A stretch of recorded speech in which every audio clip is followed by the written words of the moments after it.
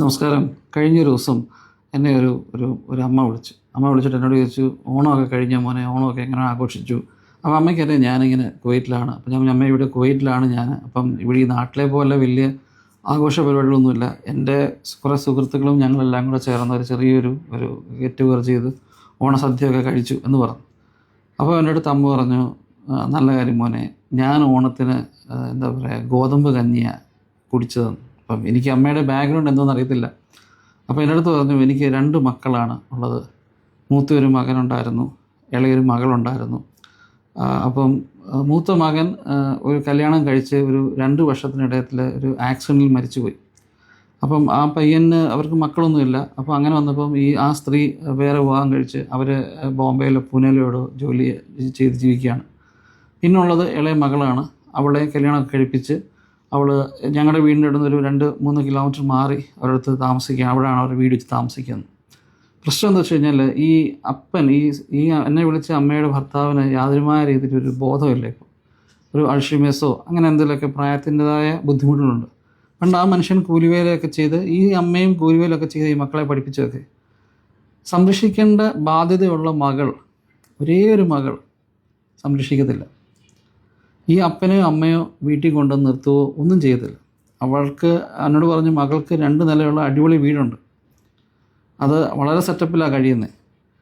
ഞങ്ങളാണ് ഇപ്പോഴും വളരെ മഴ പെയ്താൽ ചോർന്നൊലിക്കുന്ന ചെറിയ വീടാണെന്ന് പറഞ്ഞു. എന്നാൽ ഈ മകൾക്ക് ഇപ്പോൾ ആ വീട്ടിലെല്ലാം കൂടെ ചേർന്നൊരു 10 സെൻറ്റ് സ്ഥലമുണ്ട്. മകൾക്ക് വസ്തു ഒന്നും വേണ്ട.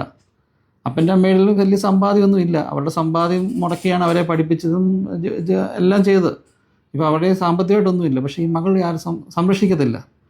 പിന്നെയും വല്ലപ്പോഴും മകൻ കല്യാണം കഴിച്ച ആ ഭാര്യ, ആ പെൺകുട്ടി വല്ലപ്പോഴുമൊക്കെ ഇച്ചിരി പൈസയൊക്കെ ഞങ്ങൾക്ക് അയച്ചു തരും. വല്ലപ്പോഴുമൊക്കെ ഞങ്ങളെ വിളിക്കാറുണ്ട്. അത് ആ മരുമോളായിട്ട് വന്ന പെൺകുട്ടി വേറെ കല്യാണം കഴിച്ച് പോയിട്ടും അവർ വല്ലപ്പോഴുമൊക്കെ ഇവരെ വിളിച്ച് സംസാരിക്കാറൊക്കെ ഉണ്ടെന്ന്. അപ്പോൾ എന്നോട് പറഞ്ഞു, എനിക്ക് ഏറ്റവും വിഷമം ഉണ്ടാക്കി കരുതേണ്ടത് ഈ ഓണത്തിന് 12 മണി വരെ മകൾ വിളിക്കുമെന്ന് കരുതി അമ്മ റെഡിയായിട്ടിരുന്നു. മകൾ വിളിച്ചില്ലെന്ന് പറഞ്ഞു. മകൾ വിളിച്ചില്ല. മകളുടെ വീട്ടിൽ ഭയങ്കര വലിയ ആർഭാടകരമായ പാർട്ടി, അവരുടെ സുഹൃത്തുക്കളും ഒക്കെ വന്ന് വലിയ ഓണസദ്യയൊക്കെ ആയിരുന്നു. അവൾ വിളിക്കുമെന്ന് ഞാൻ കരുതിയിരുന്നു. പക്ഷേ അവർ വിളിച്ചില്ല.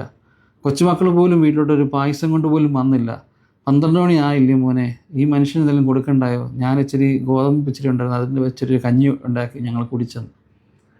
ഞാൻ പറയായിരുന്നു, മക്കളെന്ന് പറഞ്ഞു കഴിഞ്ഞാൽ, ഇനി അപ്പനും അമ്മ എത്ര മോശം ആൾക്കാരായിക്കോട്ടെ, നമുക്കൊരു ഉത്തരവാദിത്വമുണ്ട്. 2-3 മക്കളുണ്ടെങ്കിൽ ഓക്കെ. ഒരു മകളേ ഉള്ളൂ അല്ലെങ്കിൽ ഒരു മകനേ ഉള്ളെങ്കിൽ ആ ഉത്തരവാദിത്വം മകനും മകൾക്കുമാണ്.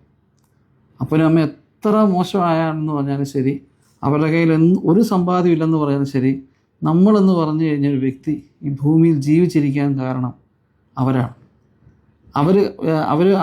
അവർ മുടക്കിയ അല്ല, അവരുടെ ദേഹത്തു നിന്ന് വീണ വിയർപ്പിൻ്റെ ഫലമാണ് നമ്മൾ അനുഭവിക്കുന്ന ഈ പഠിത്തവും അതിൽ നിന്ന് നമ്മൾ നേടിയ സമ്പാദ്യവും ജോലിയൊക്കെ.